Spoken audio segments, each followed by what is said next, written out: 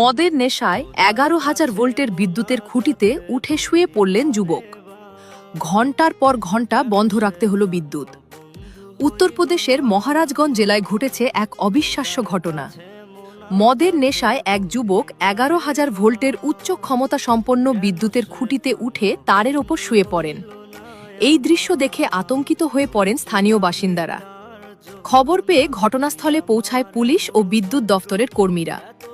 বড় ধরনের দুর্ঘটনা এড়াতে সঙ্গে সঙ্গে ওই লাইনের বিদ্যুৎ সংযোগ বন্ধ করে দেওয়া হয়।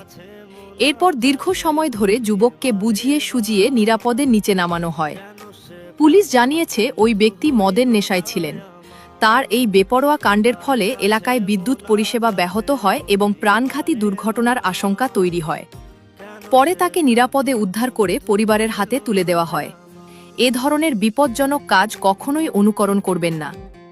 সামান্য অসাবধানতাও প্রাণঘাতী দুর্ঘটনার কারণ হতে পারে।